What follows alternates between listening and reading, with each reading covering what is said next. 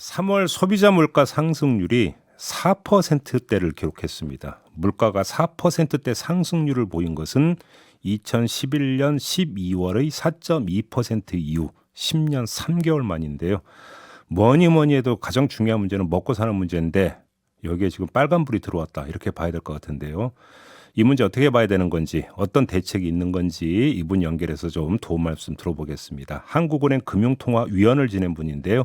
KDI 국제정책대학원 조동철 교수 전화로 연결하겠습니다. 나와 계시죠? 예, 안녕하세요. 네, 안녕하세요 교수님. 2021년 3월에 소비자 물가 상승률이 1.9%였는데 올해 3월에는 4.1%거든요. 이거 엄청 높은 거 아닌가요? 많이 높은 거죠. 예, 지금 방금 말씀하신 것처럼 예. 10여 년 만에 처음이니까 예. 뭐 상당히 높은 거라고 볼 수 있겠고, 그다음에 한국은행에서 목표로 하는 물가 상승률이 2%니까 네. 그거의 2배가 넘어갔다는 거는 상당히 높은 거죠. 그러니까요. 근데 이게 지금 금방 그렇다고 뭐 물가가 다시 잡힐 여지도 안 보이는 것 같은데 어떻게 전망하세요, 교수님? 예, 뭐 여러 가지로 생각해 볼 수 있겠습니다만은 일단 조금 냉정하게 얘기를 하자면은 예. 이게 우리나라만의 현상이 아니다 하는 게 이제 제일 중요한 거죠. 그렇죠. 예, 유럽 지역은 뭐 지금 3월 지표가 7.5%. 미국은 아직 3월 수치가 발표가 안 됐습니다만은 2월이 7.9%고 3월은 거의 틀림없이 8%대 이상 나올 것 같고요. 이야, 엄청 높네요. 예, 우리가 10여 년 만에 처음이라 그러지만 미국 같으면은 뭐 40년 만에 처음 이렇게 높은 수치가 나오고 있는 거니까 우리가 틀림없이 높은 수치입니다만은 절대적인 수준에서는 상대적으로는 뭐 조금은 덜 높은 수치다 이렇게 얘기할 수도 있겠죠. 그러니까 비율로 따지면 절반이네요. 유럽이나 미국에 비해서는 상승률이. 그렇죠. 예. 근데 아무튼 지금 물가 상승이 지금 세계적 현상이라는 말씀이시잖아요. 예. 굉장히 어려운 상황입니다. 그러면 그 주된 요인이 뭐라고 봐야 되는 겁니까? 제가 다른 나라 얘기를 잠시 드렸던 이유는 전 세계적인 그런 요인들이 팽배해 있기 때문에 우리만 뭐를 해가지고 할 수 있는 게 약간 한계가 있는 부분이 많다 하는 말씀을 좀 드리는 거고요. 뭐 여러 얘기들을 많이 들으셨겠지만 뭐 유가라든지 국제 원재재 가격, 뭐 식료품 가격 이런 것들이 우리 내부에서만 뭐 어떻게 할 수 있는 일들은 아니지 않습니까? 그렇죠. 그런 부분들 때문에 일단 올라가는 게 많이 있고, 물론 우리 내부에서도 어느 정도의 요인이 발생하고 있기 때문에 그런 부분들에 대해서는 국내에서도 대응이 필요하겠죠. 그러니까 지금 교수님 말씀은 해외 요인이 있고 국내 요인이 있는데 해외 요인 같은 우리가 뭐 어떻게 정책 수단을 동원한다고 될 수 있는 문제가 이제 아닌 거고. 네.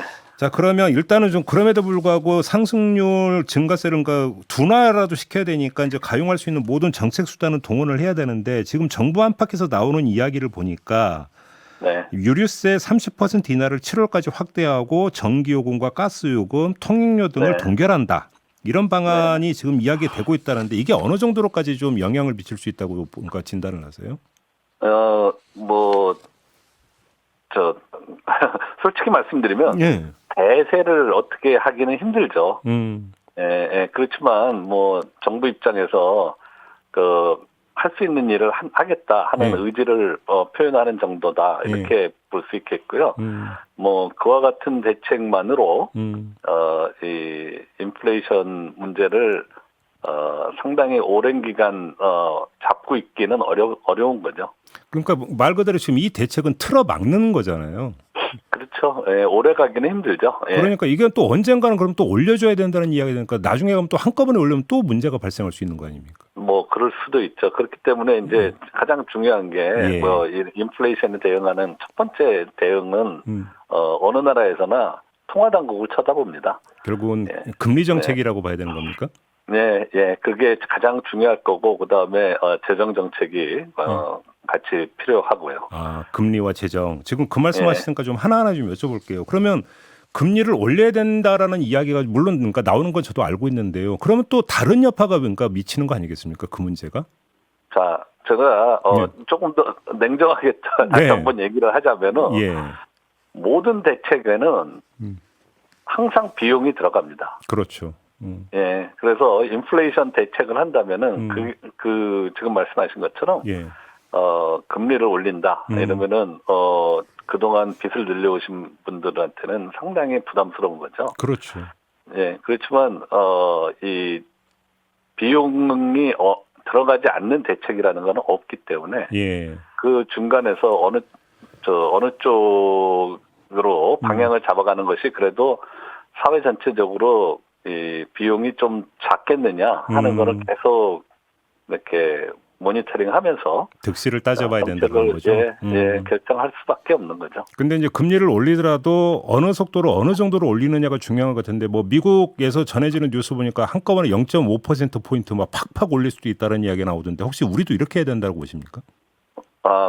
그래서 제가 아까도 미국의 인플레이션 상황을 말씀드린 거고요. 예. 그런 의미에서 보면은 미국은 인플레이션이 이렇게 급격히 올라감에도 불구하고 통화 당국이 어떤 의미로 보면 뒤늦게 대응을 시작한 거고요. 우리나라는 사실 선진국 중에서는 가장 먼저 금리를 작년 8월부터 올리기 시작했지 않습니까? 예. 그 결과 우리의 인플레이션이 그래도 미국보다는 좀 덜 올라가는 그런 상황이기 때문에 우리나라는 또 우리나라 상황에 맞춰서 하는 것이고 우리나라 상황을 바라볼 때 미국처럼 이렇게 팍팍 올려야 된다. 그런 상황은 아닐 수 있죠. 아무튼 좀 이창용 한국은행 그 총재 후보자 만약에 이제 그 총재 이제 취임을 하게 되면은 금리 인상 기조를 계속 이어갈 것이다 이렇게 전망하시는 거죠, 교수님? 대부분 사람들이 이렇게 전망하고 있다고 봐야죠. 그래요. 네. 그리고 좀 재정도 잠깐 언급을 하셨는데 지금 그 윤석열 당선인의 공약이나 그다음에 인수해서 검토하고 있는 내용 여기서 이제 그 공식 브리핑 내용을 보면 정부 출범 후에 바로 추경 편성한다라는 브리핑까지 있었는데요. 네. 이게 지금 물가를 잡는 거고 양립할 수 있는 문제인가 싶은 생각이 좀 드는데 어떻게 봐야 될까요, 교수님? 양립할 수 있느냐라고 물어보시면은 글쎄요, 양립하기에는 어렵죠. 물가를 잡는 정책은 아니죠. 정부가 추경을 한다는 게 오히려 물가를 자극하는 요인일 수밖에 없어요. 그렇지만 그럼에도 불구하고 우리가 뭐 어떤 코로나 사태라는 상당히 국가적인 재난 사태를 맞이해서 특정 부분의 그 고통을 정부가 강요를 했다. 그렇죠. 우리 사회적인 그 감염 문제를 완화하기 위해서 강요를 했기 때문에 그 부분에 대해서 사회가 혹은 국가가 이 보상을 해주는 것이 국민적인 합의다. 그런다면은 해드려야 되겠죠. 그렇죠. 예, 그런데 해드리는데 그 해드리는 방식이 결국 재원 조달의 문제일 텐데, 그거를 그 다른 데에서 구조조정을 해가지고 다시 말씀드리면은 적자 예장을 편성하지 않고 한다면은 이제 물가에 미치는 영향은 거의 없을 수 있겠습니다만은 현실적으로 지금 수십조 원을 구조조정해서 금방 마련한다는 게 결코 쉽지만은 않을 거예요. 그렇죠. 그렇기 때문에 일정 부분은 뭐 적자 예정을 하고 국채 발행을 해야 될 것 같습니다만 그럼에도 불구하고 뭐 최대한 그렇지 않은 쪽으로 그리고 그 규모도 애초에 50조 원을 얘기를 하셨지만 지난번에 17조 원 한 것도 있고 그렇죠. 자세히 따져보면은 좀 불효불급한 부분이 있다 그런다면 그런 부분도 좀 축소할 수 있을 거고. 그렇죠. 그래서 가급적 그 물가나 이런 쪽에 미치는 영향을 최소화할 수 있도록 여러 측면에서 신경을 써야 되겠죠. 그러니까 이제 만약에 지출 구조 조정이라면 어차피 이제 그 풀 돈을 푸는 거니까 유동성이 더 이제 그 늘어나는 건 아니니까. 그렇죠. 다른 쪽에서 쓸 돈을 이쪽으로 가져오는 거죠. 그러니까요. 근데 만약에 이제 국채 발행을 한다면 또 얘기가 약간 달라지는 게 있다라는 그 이야기인 거고.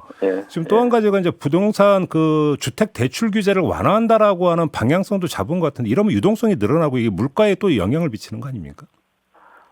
그거 뭐 원론적으로 얘기를 하면은 그럴 수 있죠. 틀림없이요. 그런데 이제 한 2년 전 우리도 금리가 0.5% 기준금리가 그럴 때하고는 달리 지금은 이제 금리를 올려가는 추세니까 그거에 맞춰서 이자 부담 때문에 뭔가 대출 함부로 그렇죠. 못 받을 거다. 예. 그런 부분이 틀림없이 있고 예. 그 속도를 좀 맞춰서 예. 한꺼번에 그 금융 규제 완화를 하더라도 속도를 좀 다른 금리 정책이라든지 재정 정책이라든지 하는 거하고 맞춰가지고 네. 잘 조절할 필요는 있을 것 같습니다. 지금 뭐 교수님의 말씀을 듣다 보니까 결국은 역시 핵심 중에 핵심은 금리다 이렇게 좀 정리가 되는 것 같는데요. 네, 그렇죠. 수십 년 전에 이미 밀턴 프리드만이라는 분이 인플레이션이라는 거는 언제 어디서나 통화적 현상이다. 이런 말씀을 하신 적이 있어요. 뭐 그 말을 그대로 적용하고 싶지는 않지만 그래도 거기에 상당한 인사이트가 있다는 거에는 아무도 부정을 못합니다. 근데 좀 이건 좀 약간 무식한 질문이긴 한데요, 교수님. 그러니까 기준금리가 어느 정도까지 가야 이 금리 약발이 이른바 좀 미칠 수 있다 이렇게 좀 그 전망을 하세요? 저 금리 약발은 뭐 많이 올리면은 많이 나오는 거고 조금 올리면 조금 나오는 것이고 여러 가지를 고려해 볼 때 작년부터 올려서 지금 3번 올리지 않았습니까? 그 효과가 지금 나타나고 있다고 느껴지시지 않으세요? 그래서 이제 다른 나라 물가 상승률보다 우리가 좀 덜하다 이렇게 봐야 되는 건가요? 그리고 당장에 지금 저 주택 시장에도 영향이 조금 있고 주식 시장에도 좀 영향이 있고 그런 것들이 물가에도 조금씩 영향을 미치고 있는 게 보여요. 알겠습니다. 자, 오늘 말씀 여기까지 들을게요. 고맙습니다, 교수님. 감사합니다. 지금까지 KDI 국제정책대학원 조동철 교수였습니다.